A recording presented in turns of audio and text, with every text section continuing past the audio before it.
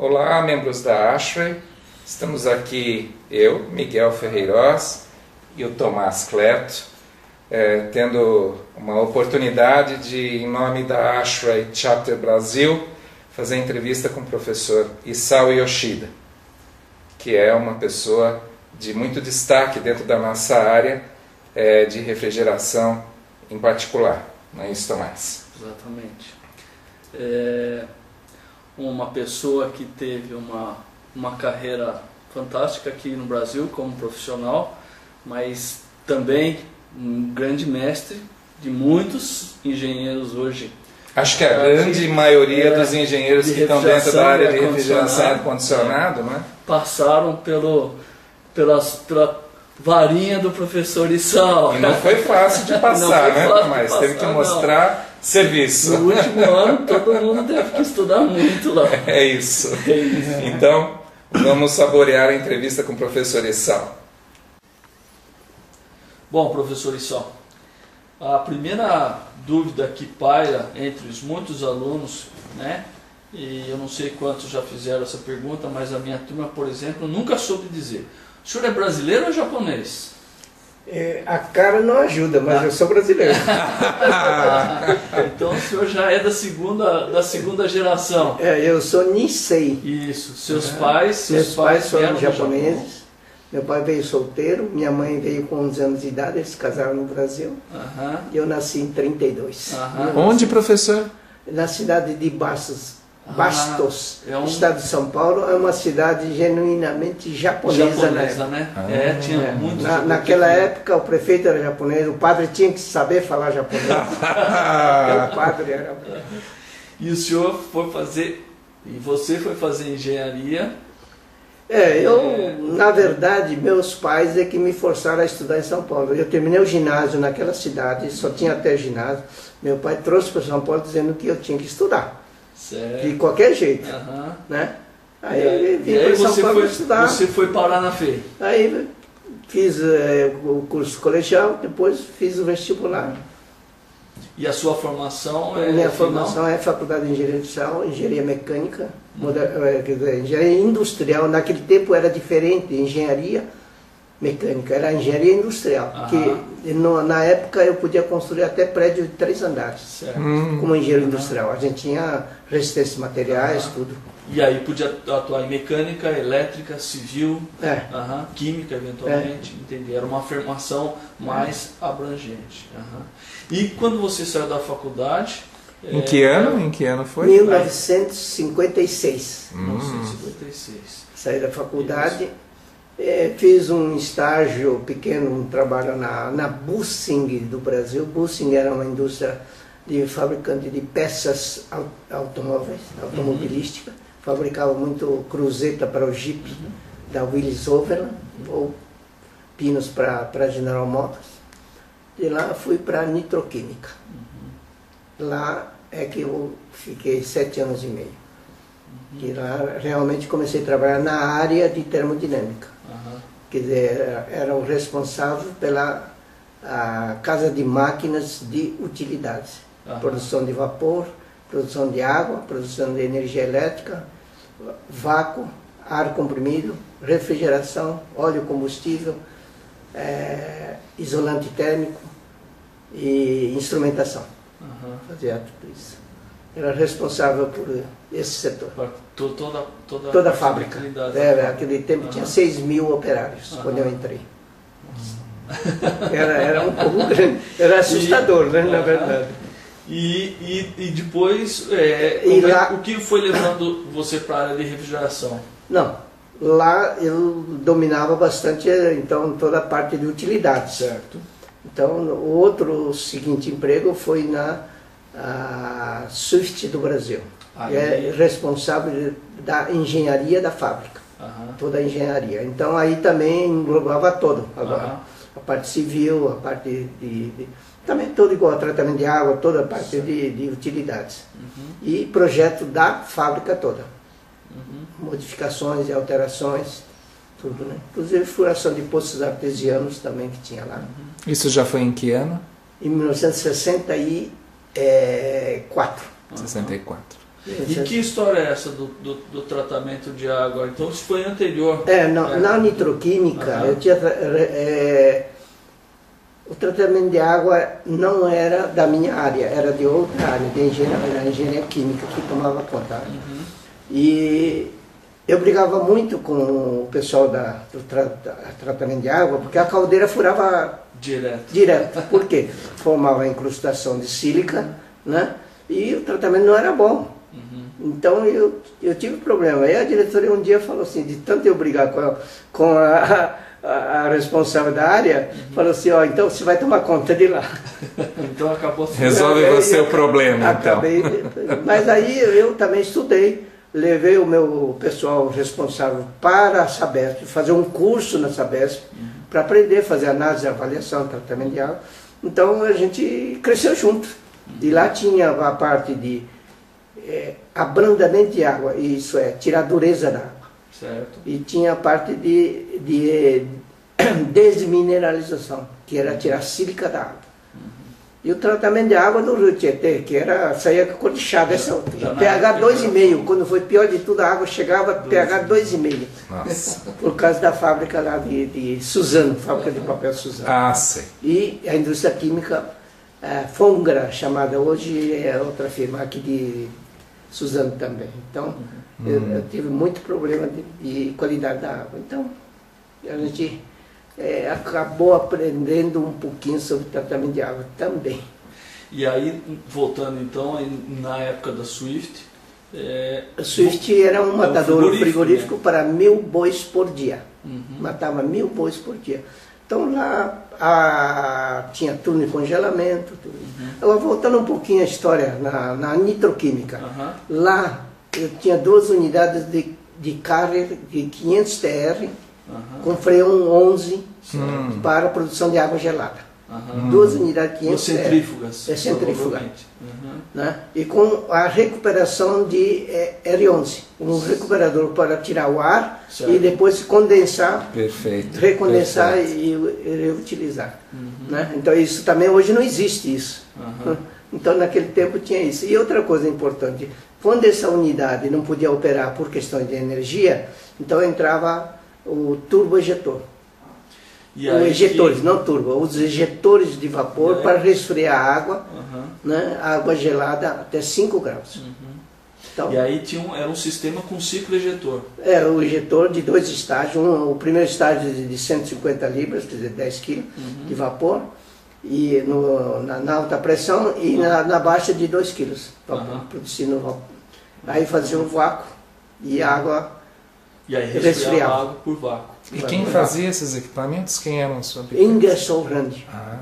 Ingersoll Rand. Então, essa é uma maior novidade para mim, porque hoje em dia isso não, nem nos livros praticamente não existe. E nem a forma como funcionava isso. Né? É citado como possível, mas nem como funciona. Então eu tinha que operar essa instalação. E era um ciclo, na verdade é um ciclo, pelo que eu sei, o ciclo ejetor, é um ciclo que a água é o fluido refrigerante, vamos dizer assim, né? Porque você baixa a pressão, chega em vácuo, num nível de 5 graus, como... faz uma ebulição. Isso. Está ebulindo assim, está fervendo. A água, em outras palavras, está fervendo. E é, de certa forma, um sistema aberto. Sistema aberto. Porque é a água que está circulando. E aí tem uma bomba de vácuo. Condensador... Não, o vácuo é o ejetor que faz.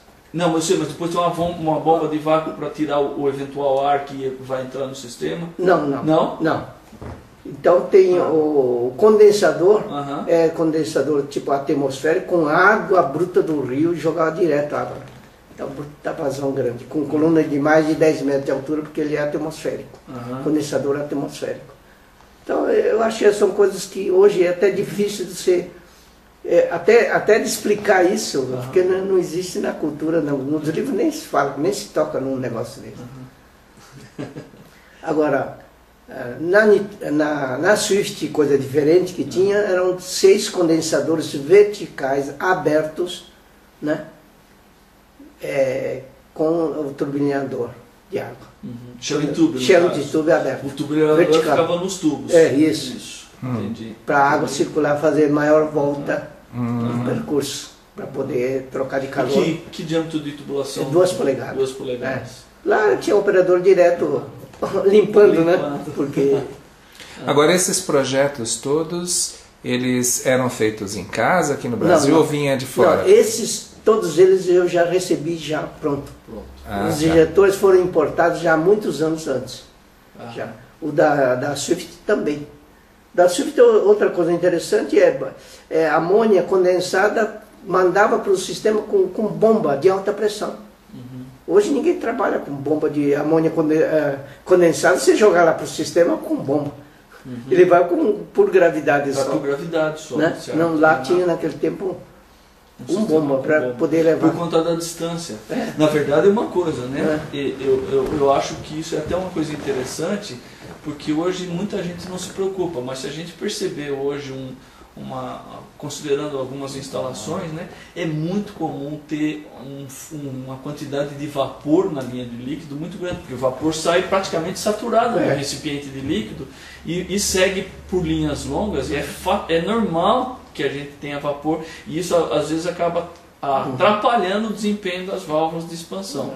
Mas com uma bomba, interessante essa história, uma bomba de amônia só para enviar até as válvulas de expansão. Outra coisa interessante lá é que eu fui obrigado a desenvolver sistema de válvula dos compressores York, porque a válvula era totalmente importada. Cada conjunto de válvula correspondia a um Volkswagen. Nossa!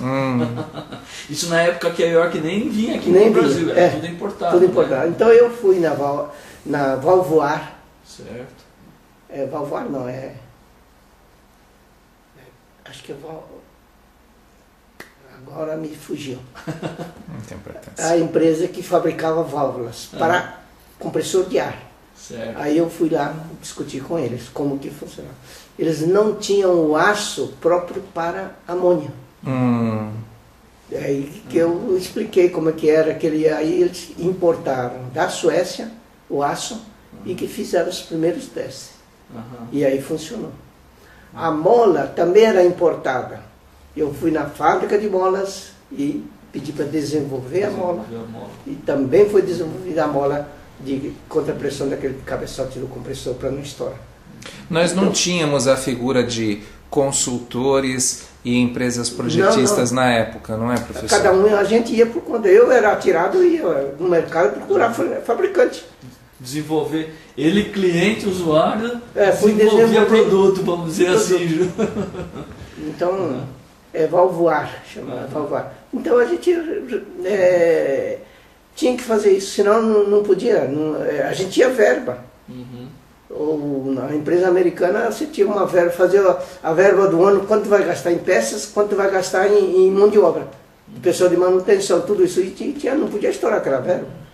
Então não tinha como resolver o problema lá, estourava muito o compressor, tinha problema nas válvulas, e sem manutenção, não tinha empresa de manutenção, ninguém fazia. Se a gente mesmo não fizesse, não ia fazer.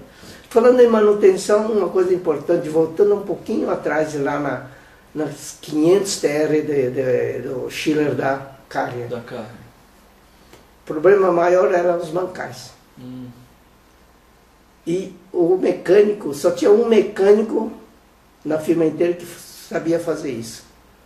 E dizia que só ele fazia e ninguém mais fazia. E eu fui lá aprender. E rasqueteei a válvula até chegar a uma conclusão. Usando aquele azul de Prússia e tirando, rasqueteando. Fui até chegar, quer dizer, para mostrar que não era segredo, que só um podia ter. Entendeu? Quer dizer, eu tive que provar, eu fazendo, eu que não entendia de mecânica. Então a gente teve muita coisa assim que foi obrigado a gente pegar na mão e fazer. Por exemplo, lá tinha um sistema de transferência da Light para da produção de energia da companhia para a Light. Esse tipo de transferência também só um sabia fazer. E quando dava um pane, tinha que chamar o cara lá na casa dele. À noite, qualquer hora. O super-herói. Super-herói. Aí eu fiz o seguinte, falei, olha, de agora em diante, deu pane, tem que chamar primeiro eu.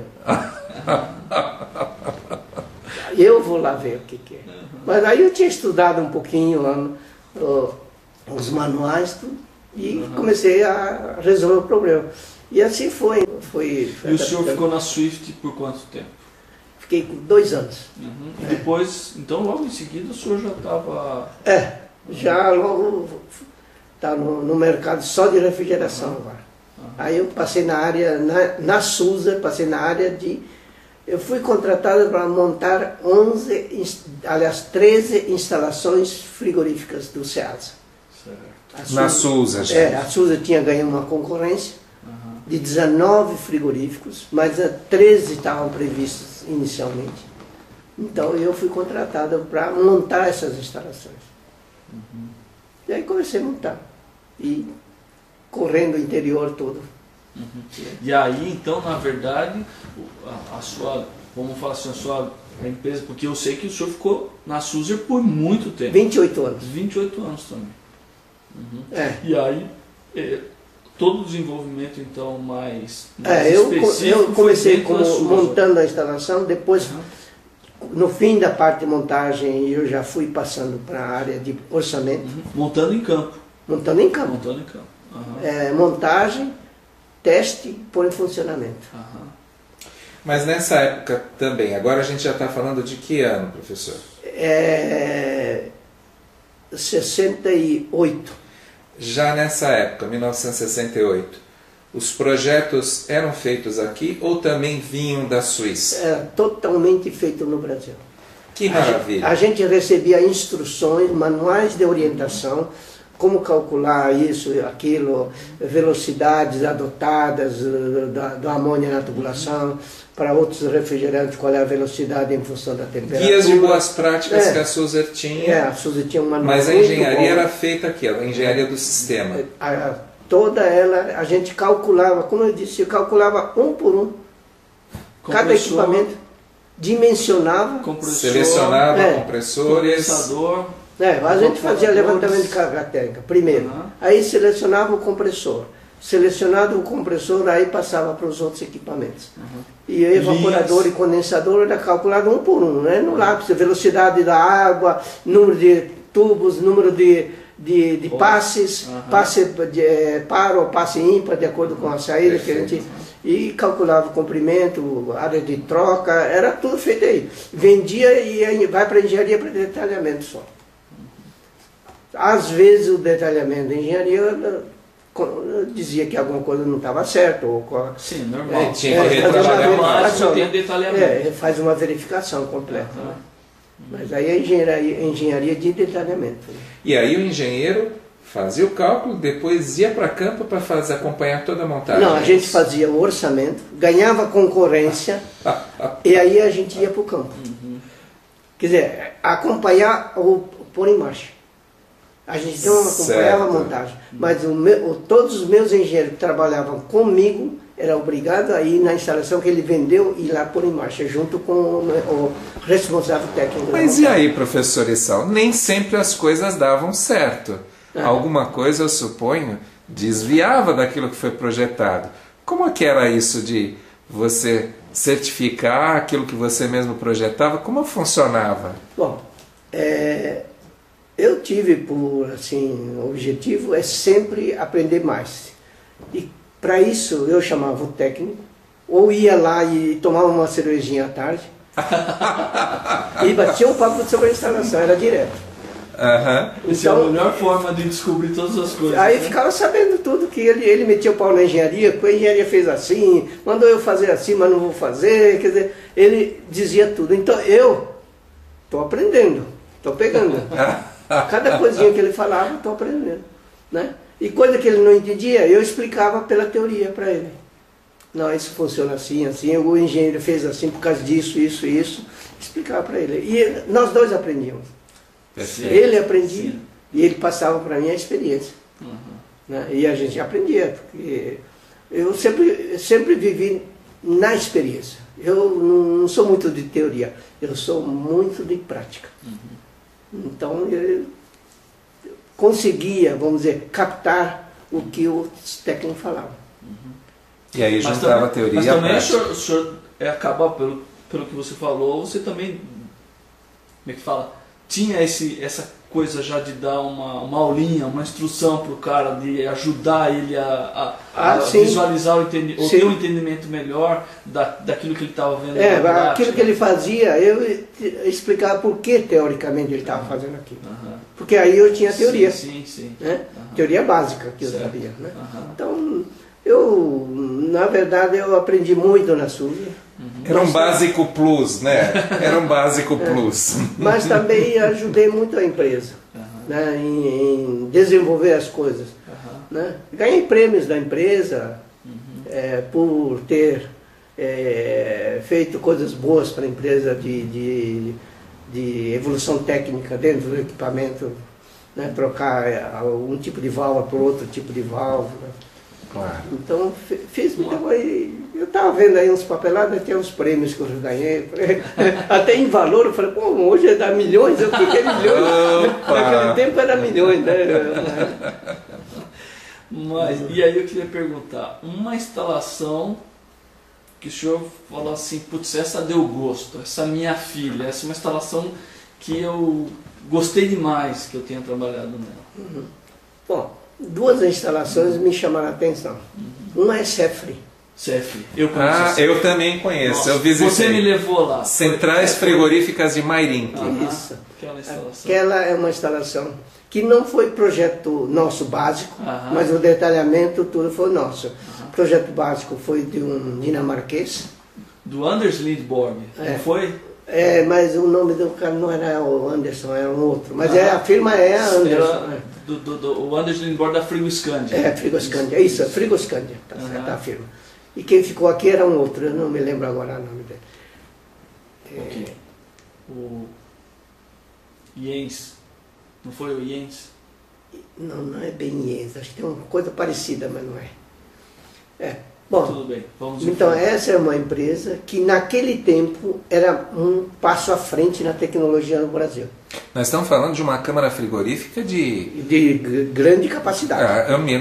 O pé direito devia ser o que, uns 8, 9 metros? Não, acho que talvez. Tem quase 10 metros. 10 metros e, bom, sei lá, 50 por 100 metros, alguma coisa assim? Quase 100 metros. 100 metros. 100 metros de profundidade, 50 metros. 50 metros, Então, evaporadores com ventiladores grandes, tudo na distribuição. O sistema automático de gelo, tudo automático do lado de fora da câmara, não dentro, tudo lá de fora. Tem um corredor do lado de fora.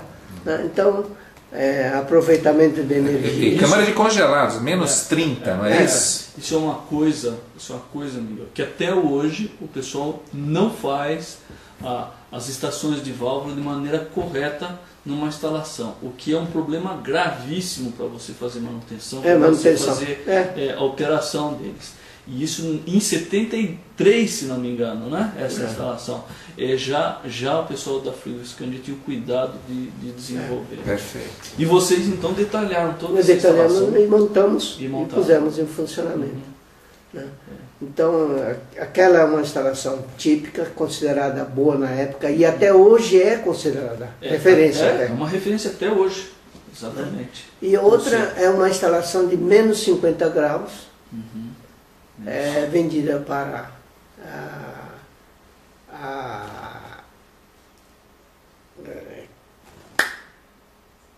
como é que chama aquela firma? Puxa. Firma de suco de laranja. Citrussuco? Não é citrussuco, não. Puxa, me fugiu agora. Mas é lá em Bebedouro. Era a maior firma. Cutrale. Não é Cutrale. Não é outra, mas é a americana. Para mim era Cutrale? Não, Cutrale é aqui para cá, não é Bebedouro. Ela tinha a tecnologia da baixa temperatura e transporte em navio frigorificado. Em vez de transportar em tanque, transportava a granel. E o governo brasileiro obrigou a firma a passar a tecnologia para o Brasil também, para poder usar. Então essa é uma instalação tipicamente assim, a menos 50, né, que não tem fácil. Com refrigeração por amônia ainda. Por amônia. Em 2 estágios. com compressores que nós tínhamos da Sul. Também a Cefre era com amônio, não é? Era Cefre e amônio, lá era compressor parafuso. Parafuso. Lá era Stahl, né? É Stahl. Sueco. E esse dessa empresa de suco, menos 50 graus, está operando aí com vácuo de meio bar, 0,4 bar mais ou menos. Negativo, né? Absoluto, 0,4 absoluto. Por isso a instalação lá, por exemplo, a certificação de material era rigorosa. Uhum. Né? A333. A333, até né? Os tubos. E nós tivemos um problema que a empresa forneceu um material com certificado falso. Ah, que tristeza. E o técnico, quando foi montar, percebeu que alguma coisa estava errado. E foi questionar. E foi com muita briga que a gente recebeu da Mannesmann dizendo que essa corrida não existe. Isso é tão importante a gente saber, não é? Não, isso é uma firma nossa naquela época, que a gente checava tudo. Pois isso. é. Né? E hoje ainda é difícil encontrar firma que faça esse tipo. Né? A gente certificação de material. A compra de certificado. Isso né? é muito certificado falso nós recebemos. Então esse é um caso típico de coisa diferente que nós conseguimos. Né? Então eu acho que essas duas instalações foram bastante típicas. E aquelas câmaras que o senhor tinha? Bom, uma coisa diferente de câmara, era nos anos 70, eu estava operando a câmara na frigorífico Cotia, você falou, Cotia. Sim, né? Cooperativa O consultor da Cotia era Jean Peter, que era um ex-funcionário da Sulzer. E ele tinha essa tecnologia de construir câmaras tipo jacket system. Jacket é aquela... Uma jaqueta. É uma jaqueta que circula ar frio que não deixa entrar calor. Todo calor ele recolhe. Então as paredes da câmara eram envelopadas com ar. O ar fazia parte do isolamento térmico da câmara. E o piso, na verdade, é isolado só. O piso não tem câmara fria. Então por isso ela é sempre suspensa também, para evitar o congelamento embaixo de tudo isso. Então essa câmara do tipo Jacket System é uma coisa que no Brasil tinha meia dúzia na época. A Frigobras e a Cotia só.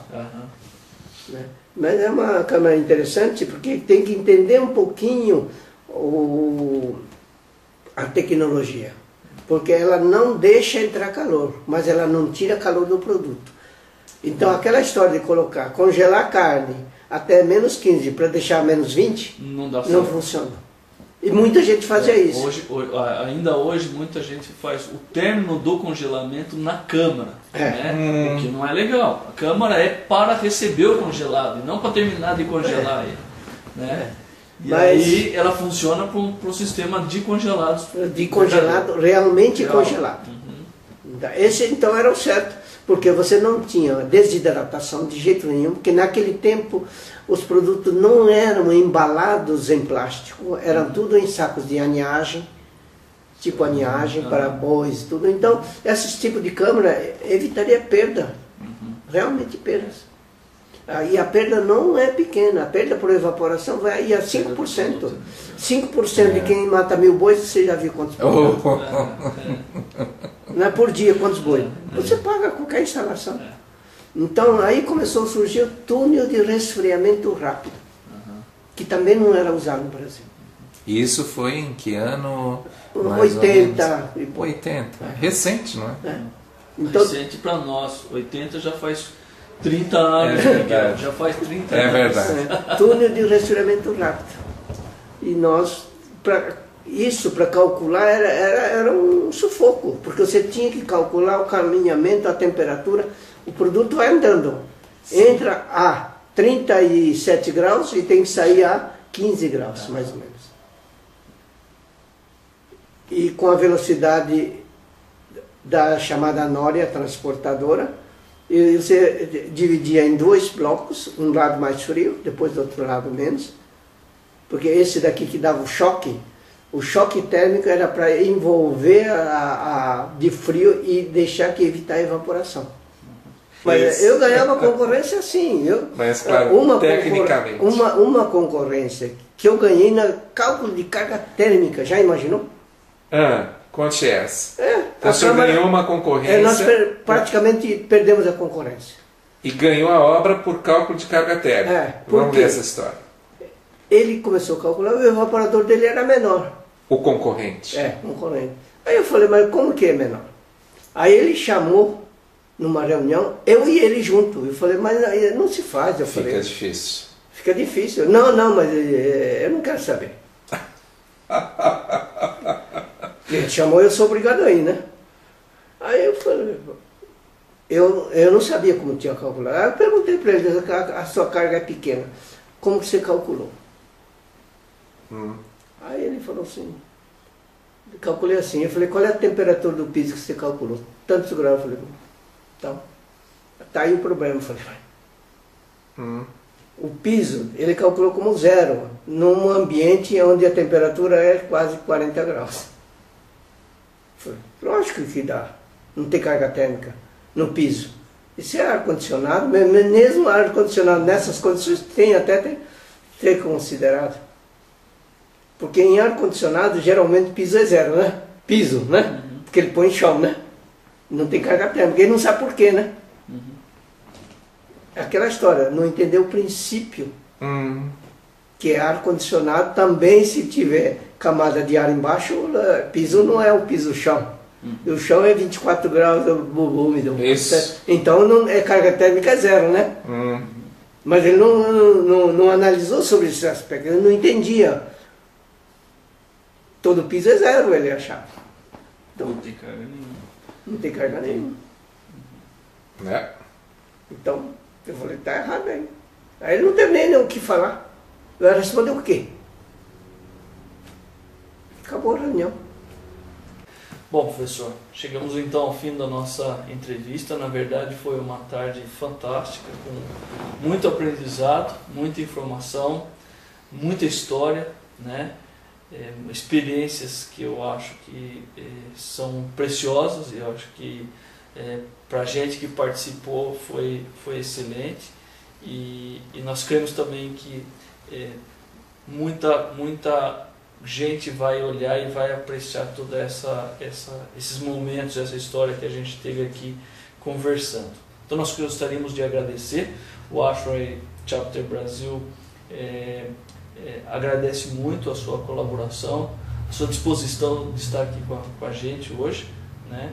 E nós realmente só temos a dizer que a sua contribuição para a história da refrigeração foi e tem sido extremamente importante para o Brasil todo, né? Para todo o nosso setor de refrigeração, principalmente a área de refrigeração industrial. Muito obrigado, professor.